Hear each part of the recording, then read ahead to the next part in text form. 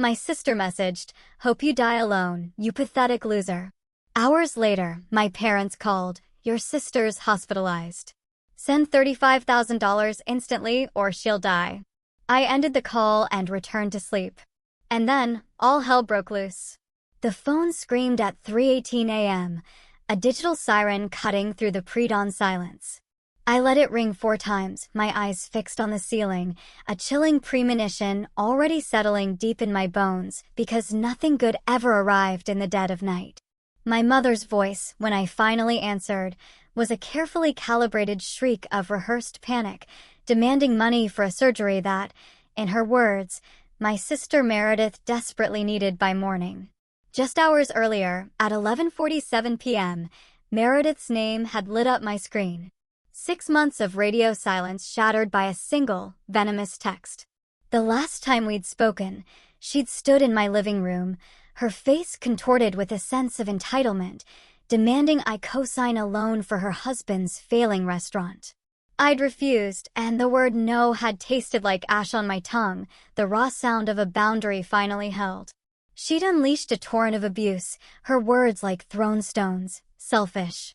"Hope you die alone, you pathetic loser. At least I have a family who loves me. You'll never be anything but a bitter, jealous failure."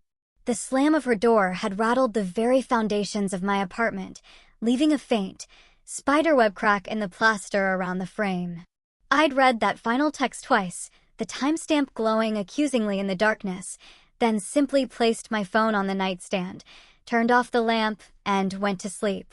Now Mom's voice, thick with what felt like manufactured tears, spun a tale of Meredith falling downstairs, internal bleeding, a critical surgery needed by morning, and a $35,000 price tag.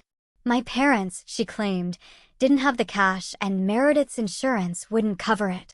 My hand instinctively raked through my hair, a dull ache starting behind my eyes. "Which hospital?"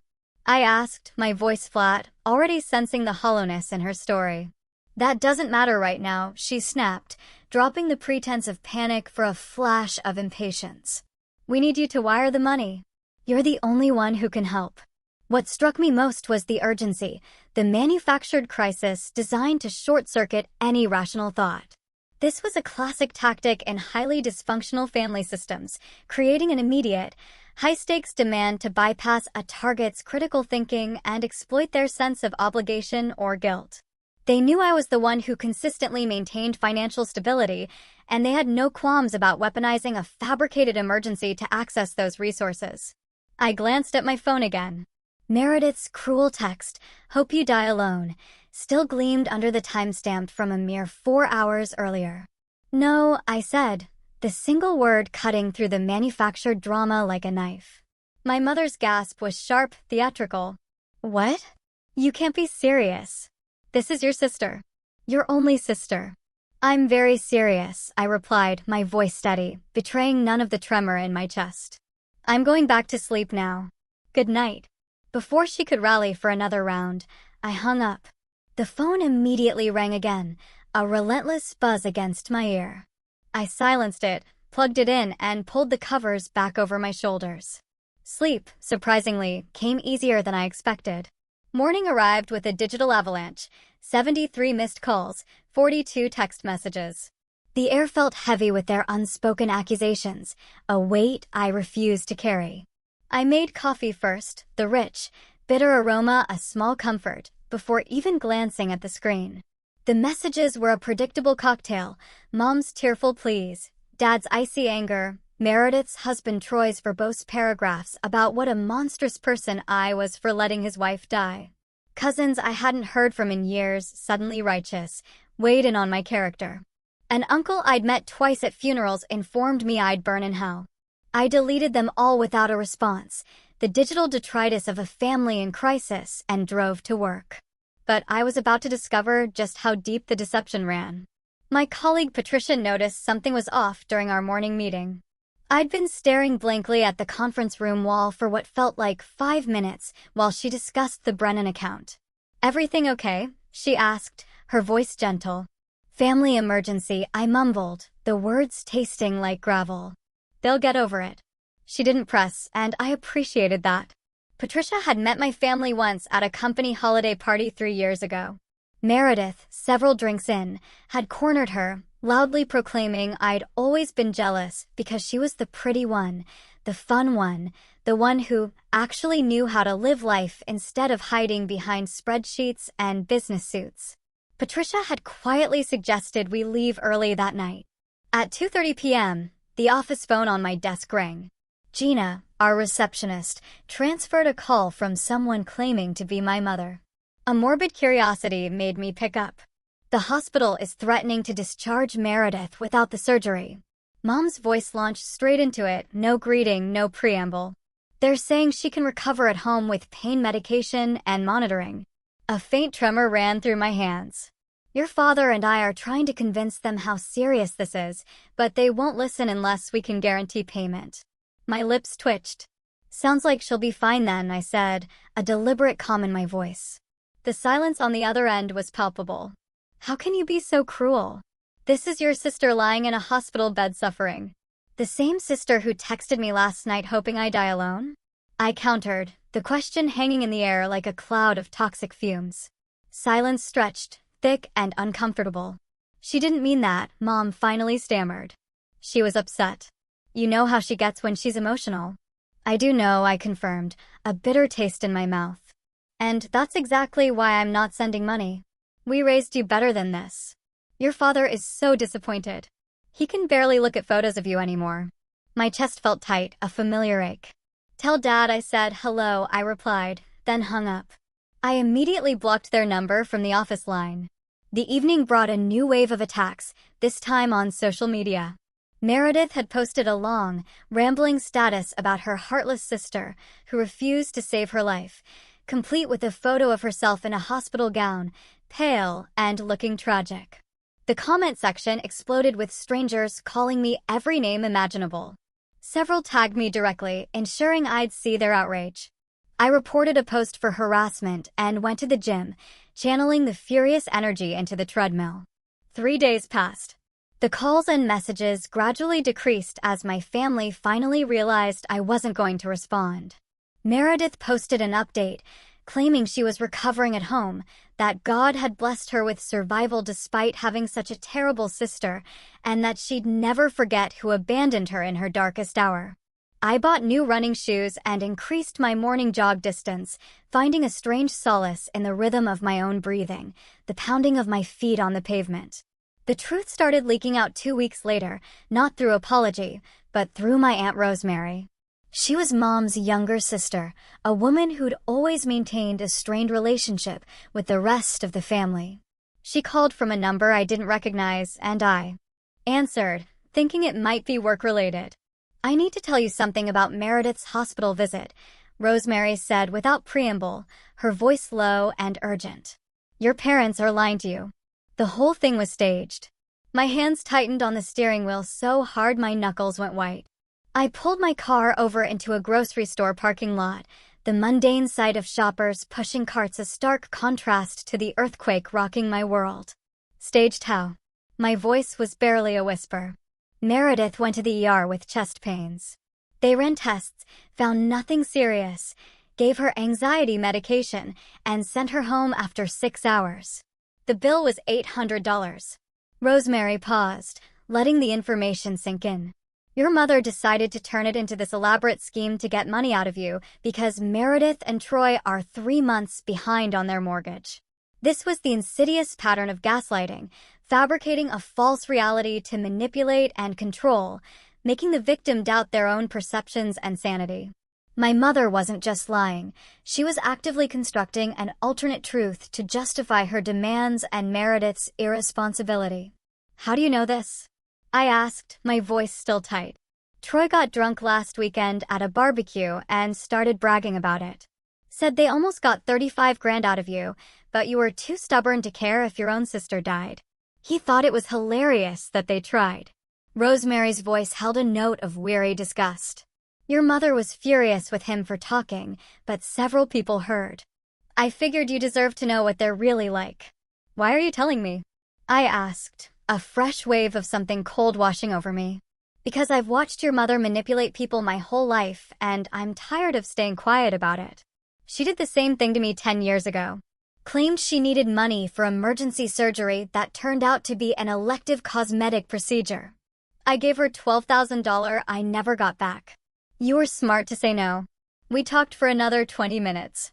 Rosemary confirmed details I'd suspected but never wanted to acknowledge. How Mom had always favored Meredith, how she convinced Dad that I was difficult and ungrateful. How Meredith had learned to weaponize their parents' favoritism into a lifetime of getting whatever she wanted while I was expected to be the responsible one who asked for nothing. I thanked Rosemary for calling and sat in that parking lot for an hour, watching people load groceries into their cars, wondering how many of them had families that would fake medical emergencies for money. The next move came from an unexpected direction. My father. He showed up at my office building on a Thursday afternoon, waiting in the lobby until I came down for a coffee break. Security called up to ask if I wanted them to remove him. I said no. I needed to handle this. Dad looked older, his hair completely gray since I'd last seen him at Christmas 18 months ago. He stood when I approached, his expression a bleak mixture of anger and exhaustion. We need to talk, he said, his voice gravelly. No, we don't. My arms crossed, a shield against his palpable disapproval. Your mother is devastated. She cries every night because of what you've done to this family. My jaw tightened. What I've done? I didn't take a medical emergency to extort money from anyone. His face hardened. Meredith was genuinely scared. She thought something was seriously wrong. Your mother was trying to help her get the best care possible by lying about needing $35,000 for a surgery that never happened. The sheer audacity of his spin made my blood run cold. That's not helping, Dad. That's fraud. He bristled. Don't talk to me about fraud. You've defrauded this family of basic human decency. Meredith needed support and you abandoned her. I met his gaze, unflinching. Meredith needed $800 for an ER visit that found nothing wrong.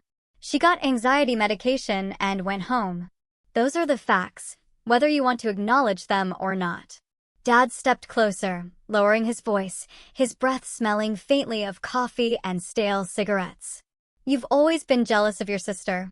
Always trying to make her look bad because she has what you don't. A husband, a family, people who actually care about her. Something cold, hard, and familiar settled in my chest. Is that what you really think? I asked, my voice barely above a whisper. That I'm jealous? What else would explain this cruelty? He retorted, his voice rising again. Your own sister reaches out for help and you turn your back. What kind of person does that? The kind who's tired of being treated like an ATM machine by people who've spent my entire life telling me I'm not good enough, I said, my voice gaining strength. I picked up my coffee cup from where I'd set it on the lobby table. You should leave now. I have work to do. His final ultimatum hung in the air, a desperate, manipulative last resort. If you walk away right now, you're walking away from this family permanently. Your mother, and I won't tolerate this disrespect any longer. I headed toward the elevator, my back ramrod straight. You haven't tolerated me for years, Dad. This just makes it official. His voice, thick with frustrated rage, followed me across the lobby. Don't come crying to us when you end up alone with nobody who cares whether you live or die. I pressed the elevator button and waited, keeping my back to him until the doors opened. Several people in the lobby were staring, but I didn't care. The doors closed on Dad's angry, defeated face, and I rode back up to the 14th floor in silence. That night, I contacted a lawyer.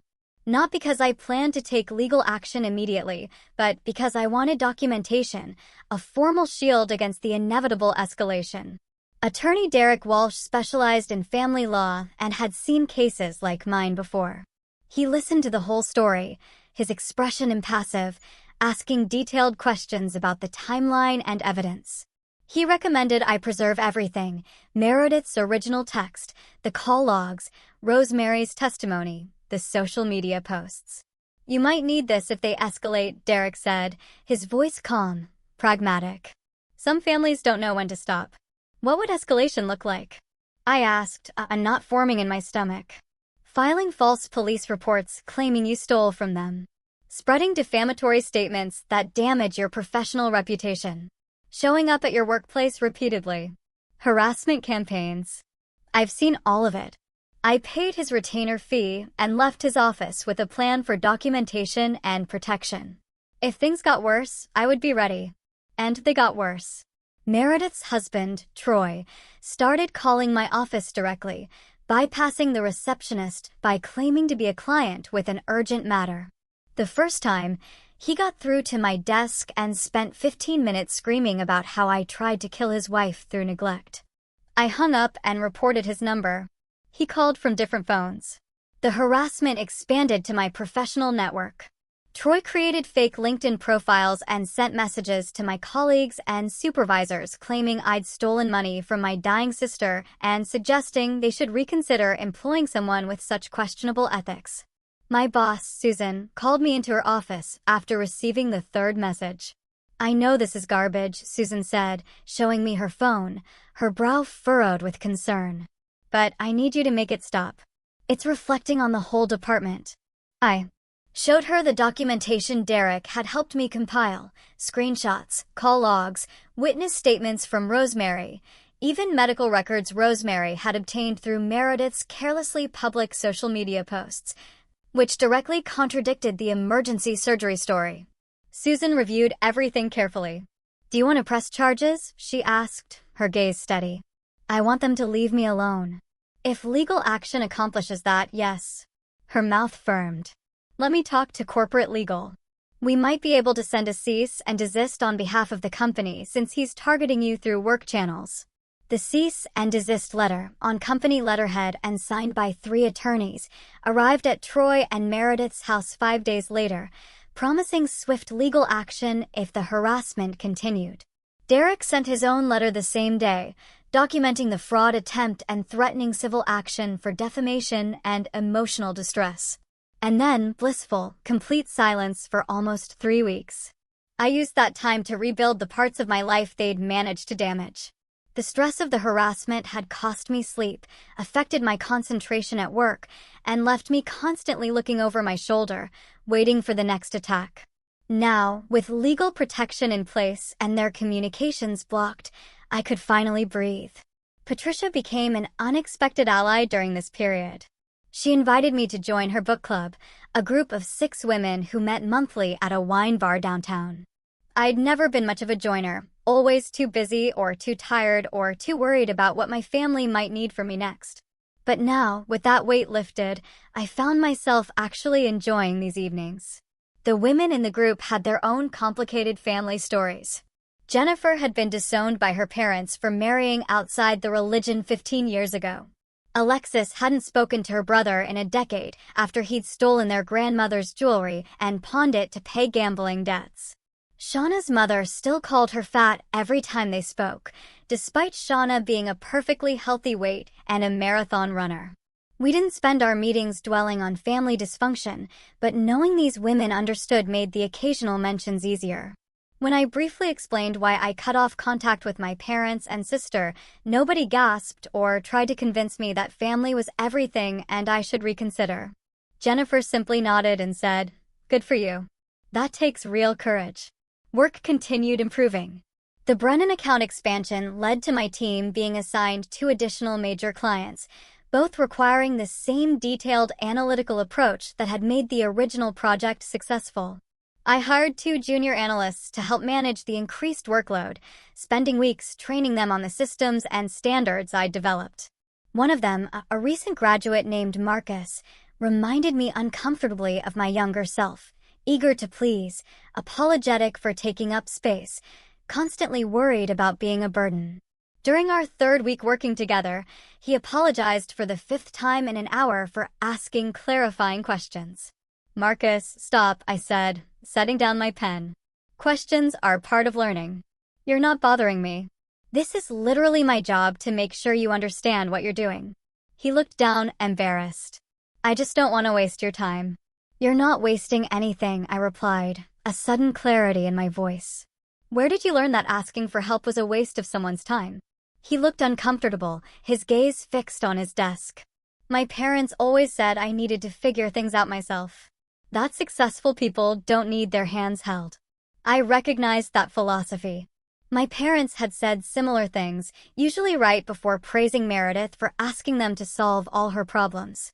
The double standard had been invisible to them, but glaringly obvious to me.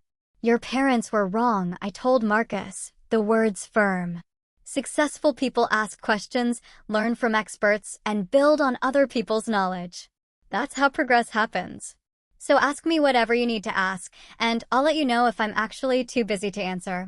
He nodded slowly, and over the following months, I watched him gain confidence.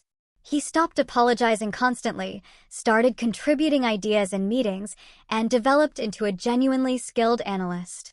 Watching his transformation felt oddly healing, like I was giving someone else the support and encouragement I'd never received. The healing wasn't always straightforward, though. Small things would trigger unexpected reactions. A colleague mentioning her sister helped her move into a new apartment, and I felt a sharp twist of something I couldn't quite name, a phantom limb of longing for a relationship that never existed. A commercial showing a mother and daughter shopping together, laughing about shared memories, and I had to leave the room, a wave of sadness washing over me. I started seeing a therapist named Dr. Caroline Winters, not because I thought I'd made the wrong decision, but because I wanted to process everything in a healthy way. She was in her 50s with kind eyes and a no-nonsense approach that I appreciated. You're grieving, she explained during our 4th session. Not for who they actually were, but for who you wish they could have been. That's a legitimate loss. I shook my head, confusion clouding my features. I don't feel sad, I said. Mostly I feel relieved. Dr. Winters offered a gentle smile. Grief isn't always sadness. Sometimes it's anger. Sometimes it's just emptiness where a relationship should have been. All of those are valid responses to losing family, even when you're the one who made the choice to walk away. We talked about my childhood, the patterns I'd normalized because I didn't have a framework to understand they were dysfunctional. How Meredith could crash her car 3 times in high school and Dad just bought her a new one each time. But when I asked if they could help with college textbooks, Mom said I needed to learn financial responsibility. How holidays always revolved around what Meredith wanted, where she wanted to go, who she wanted to invite. How I'd learned to make myself small and undemanding because needing things only led to disappointment. You trained yourself not to have needs, Dr. Winters observed. That's a survival mechanism, but it's also a prison. You're allowed to want things. You're allowed to expect basic respect and consideration from the people in your life. The concept felt foreign, unsettling, but intriguing. I'd spent so long being the low-maintenance one, the person who could be counted on not to cause problems or make demands. Building a life where I actually expressed preferences and expectations required rewiring decades of conditioning. I started small, telling Patricia when I didn't want to see a movie she'd suggested instead of just going along with it, letting Marcus know when I needed uninterrupted work time instead of always being available for questions. Ending a 3rd date with someone who'd spent the entire evening talking about himself without asking me a single question, instead of giving him another chance because maybe he'd been nervous. Each small assertion of my own needs and boundaries felt simultaneously terrifying and liberating. The book club met at Jennifer's house for our October gathering. Her place was warm and welcoming, full of plants and comfortable furniture, the kind of casual clutter that made a space feel lived in rather than staged. We were discussing a memoir about family estrangement when Alexis asked me directly how I was handling the aftermath of cutting off my family. Honestly, better than I expected, I admitted, swirling the wine in my glass. I kept waiting for this crushing guilt or regret, and it just never came. Mostly, I'm just angry it took me so long. That's because you were trained to prioritize their feelings over your own, Shauna said knowingly. It takes time to unlearn that programming. Jennifer refilled my wine glass. Have they tried contacting you since the legal letters? Not a word, I replied, a sense of quiet triumph swelling in my chest. I think they finally realized I meant it. Good, Alexis said firmly. Some people only understand boundaries when there are consequences for crossing them. We moved on to discussing the book, but the conversation stayed with me. These women had become something my family never was, a genuine support system. They celebrated my successes without jealousy, offered help without strings attached, and respected my boundaries without making me feel guilty for having them. This, I realized, was what healthy relationships looked like. Thanksgiving approached, my first holiday completely separate from my family of origin. The prospect should have felt lonely or sad. But instead, I found myself planning a Friendsgiving dinner with the book club women. We each brought dishes, ate too much, and spent the evening playing board games, sharing stories that had nothing to do with family obligation or guilt. Patricia pulled me aside while we were cleaning up. "You know, you're glowing, right?" she said, a gentle smile on her face. "I don't mean that in a cheesy way. You literally look healthier and happier than I've ever seen you." A genuine smile bloomed on my face. "I feel it," I admitted. "It's like I've been holding my breath for 34 years and finally exhaled." "That's beautiful," she murmured. "I'm proud of you. You know what you did took real strength." Her words meant more than she probably knew. My parents had never said they were proud of me. Not even when I graduated summa cum laude or got promoted or bought my first apartment. Meredith received praise for showing up, for trying, for merely existing. I received expectations and criticism and the assumption that my accomplishments were just what I was supposed to do. Hearing someone acknowledge my strength and walking away felt like being seen for the first time. December brought a complicated test. Rosemary called to say that Meredith and Troy were definitely heading toward their first divorce.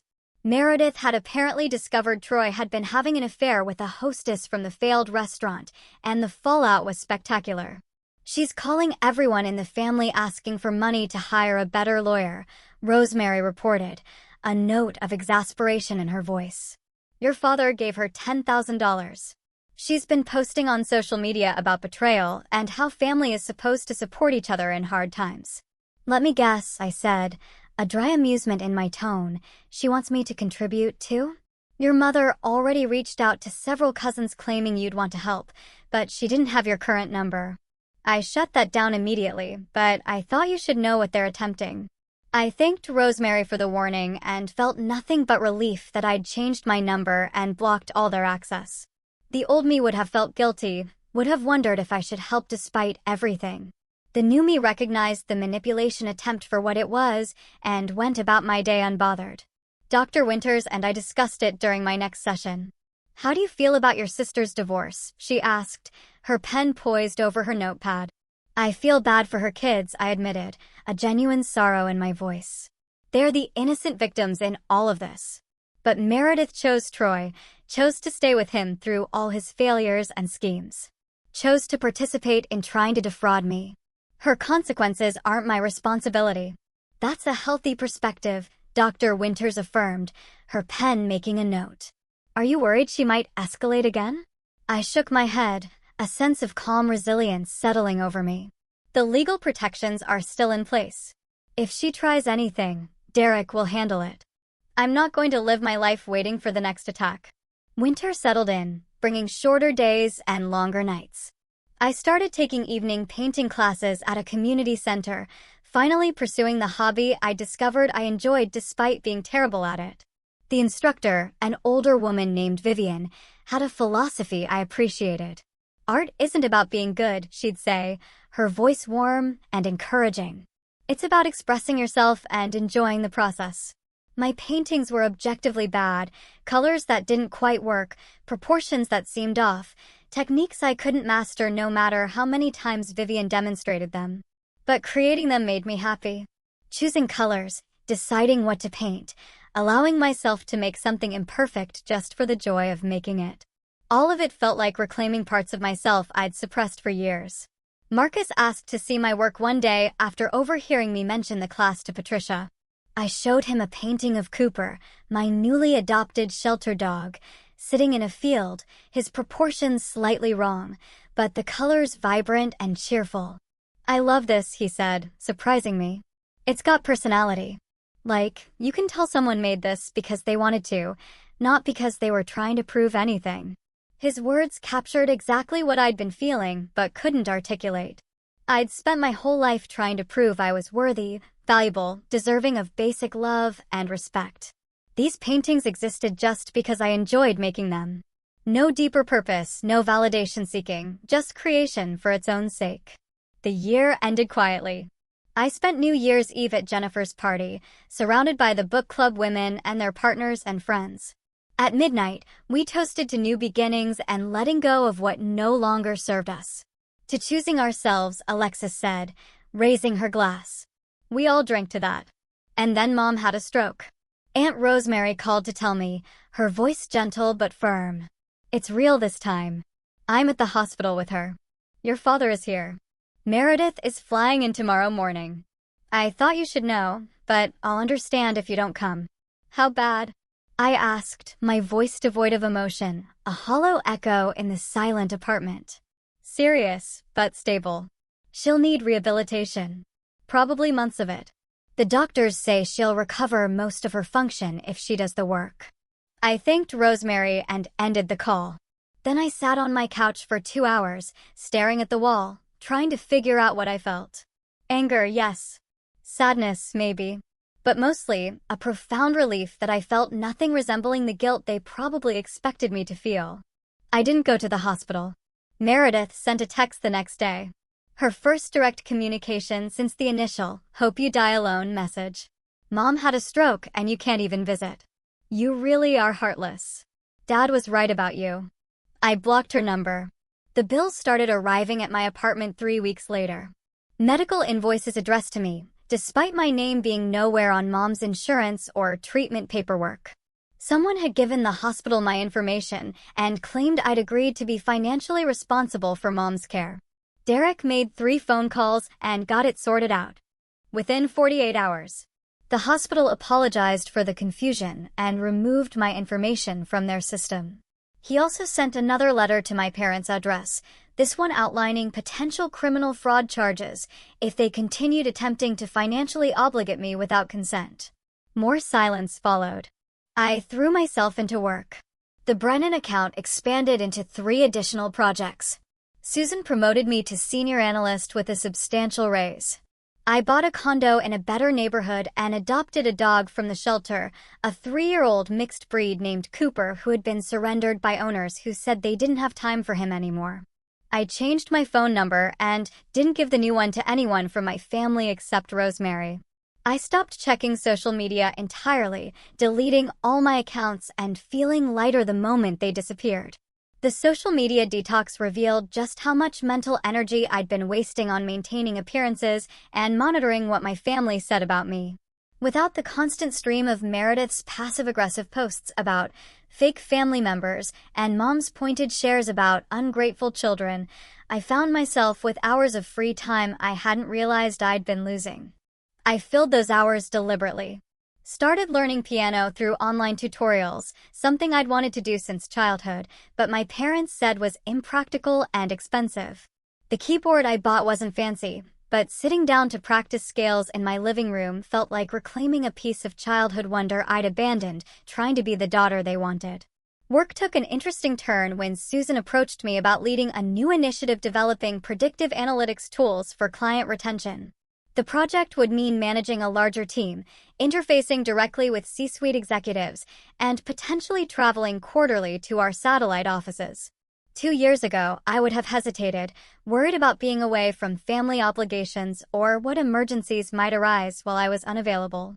Now, I said yes immediately, a thrill of anticipation running through me. The promotion came with a substantial salary increase and my own corner office, with windows overlooking the city. Marcus, who'd become an invaluable team member, congratulated me with genuine enthusiasm. "You deserve this," he said, his smile wide. "You've taught me more about this industry than 4 years of college did." His words reminded me of something Dr. Winters had said during one of our sessions. The people who matter will celebrate your success, not resent it.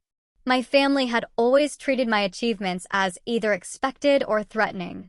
Meredith especially had a talent for diminishing anything good that happened to me, turning my promotions into examples of how I was all work and no life, or suggesting I probably kissed up to get ahead. Being surrounded by colleagues who genuinely supported each other felt revolutionary. The new role brought challenges I hadn't anticipated. One of the executives I worked with, Gerald, had a management style that reminded me uncomfortably of my father. He expected people to read his mind, got frustrated when they asked clarifying questions, and took credit for his team's successes while blaming them for any failures. Several team members came to me privately expressing frustration with his behavior. In the past, I would have stayed silent, tried to work around the problem, made myself smaller to avoid conflict. But therapy and distance from my family had given me new tools. I documented Gerald's behavior carefully, gathered statements from affected team members, and presented the information to Susan with specific examples and suggested solutions. Susan took it seriously. Gerald received coaching on his management approach, and 2 of his direct reports were quietly reassigned to different projects. The situation improved gradually, and several people thanked me for addressing what they'd been tolerating for years. How did you know he'd actually listen? Marcus asked after hearing about the outcome, a touch of awe in his voice. I didn't know, I admitted, but I knew staying silent wasn't going to change anything. Sometimes you have to risk conflict to create something better. That philosophy extended into my personal life. I'd been casually dating, nothing serious, until I met Kevin at a gallery opening Jennifer dragged me to. He was looking at the same abstract piece I'd been studying, a chaotic swirl of colors that somehow felt peaceful. I can't decide if I love this or hate this, he said, noticing me beside him, a wry smile playing on his lips. Maybe it's both, I suggested, turning to face him. Sometimes the most interesting things are complicated. We ended up talking for 2 hours, long after Jennifer had left with a person she'd actually come to meet. Kevin was an architect who specialized in sustainable building design, recently divorced, with a 12-year-old daughter he had joint custody of. He'd been in therapy for 3 years, processing the end of his marriage and the complicated relationship with his ex-wife. Our first official date was coffee that turned into dinner that turned into walking around downtown, talking until the restaurants started closing. He told me about his daughter Lily, how she was struggling with the divorce and acting out at school. I told him about cutting off my family, the broad strokes without going into painful detail. That must have been hard, Kevin said, his gaze empathetic. Staying would have been harder. I finally figured out the difference between hard because it's painful and hard because it's wrong. He understood that distinction in a way most people didn't. His own family had complicated dynamics, a mother who'd never approved of his ex-wife and took the divorce as validation of her opinions, a brother who'd borrowed money repeatedly and never paid it back, a father who'd walked out when Kevin was 15 and recently tried to reconnect now that Kevin was successful. We didn't bond over family trauma exactly, but there was a shared understanding, an unspoken recognition that made conversations easier. Neither of us had to explain why we'd set certain boundaries or why we were cautious about letting people too close. Dating Kevin felt different than previous relationships. We took things slowly, both of us wary after being hurt by people we trusted. He met Cooper on our 5th date, bringing treats and spending 20 minutes throwing a ball in the park while I watched them play. Cooper's enthusiastic approval felt significant. He'd always been a good judge of character. I met Lily 2 months into dating Kevin, a carefully orchestrated casual meeting at a museum. She was quiet and observant, clearly sizing me up and trying to figure out if I was a threat to her relationship with her dad. I didn't try too hard to win her over, just treated her like a person worthy of respect rather than an obstacle to navigate. "Your dog is cool," she said when Kevin showed her pictures on his phone. "Can I meet him sometime?" "Sure, he loves meeting new people." That simple exchange felt like passing some kind of test. Kevin told me later that Lily had asked if I seemed nice, a question apparently loaded with significance given how badly she'd reacted to the last person he'd dated. The relationship progressed naturally. Kevin started staying over some weekends when Lily was with her mother. I met his friends, he met mine, and we fell into comfortable rhythms of shared meals and long conversations and quiet evenings reading in the same room. Patricia noticed the change. "You're in love with him," she observed one afternoon, a knowing glint in her eye. "Maybe," I admitted, a warm flush spreading across my cheeks. "It's different than I expected. Calmer, less dramatic." "That's because it's healthy," she corrected gently. Healthy love isn't supposed to be a roller coaster. It's supposed to be stable and supportive and genuine. I thought about Meredith and Troy, their relationship characterized by constant drama, breakups, and grand gestures that never addressed their fundamental incompatibility. My parents had seemed to consider their explosive fights and tearful reconciliations proof of passion rather than dysfunction. What Kevin and I had was different. We disagreed sometimes, worked through conflicts with actual communication, and respected each other's boundaries and needs. When I told him I needed space to process something, he gave it without making it about him. When he shared his anxieties about being a good father, I listened without trying to fix everything immediately. This was what partnership looked like when both people were whole individuals choosing to share their lives rather than broken people trying to complete each other. The legal threats must have worked because nobody from my family attempted contact again. Rosemary sent occasional updates through email. Mom's recovery was progressing slowly. Dad had retired. Meredith and Troy divorced, then reconciled, then divorced again. Their kids were teenagers now, struggling with the chaos their parents created.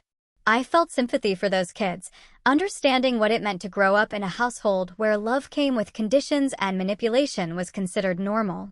But I couldn't help them. That wasn't my responsibility. My responsibility was to Cooper, to Kevin, to the team I managed at work, to the life I built from scratch after walking away from people who saw me as a resource instead of a person. Some nights I still thought about that text message, "Hope you die alone, you pathetic loser." And the phone call that followed hours later demanding $35,000 or my sister would die. The audacity of it still amazed me. The absolute confidence that I would comply, that I could be manipulated through manufactured crisis and guilt.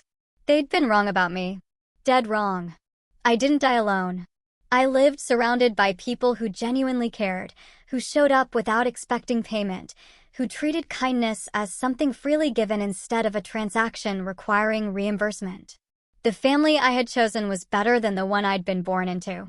That simple truth had taken me 34 years to accept, but once I did, everything else fell into place. Cooper nudged my hand with his nose, pulling me back to the present moment. Kevin was making dinner in the kitchen, humming along to music I couldn't quite hear. Outside the window, the city lights were starting to flicker on as evening settled in. My phone sat on the coffee table, silent and peaceful. No demands, no guilt trips, no manufactured emergencies designed to extract money or compliance. Just silence. Beautiful, heartfelt silence. I had chosen myself over people who saw me as a resource. Made peace with being called cruel by those who'd shown me cruelty my entire life. Walked away from the role they'd assigned me.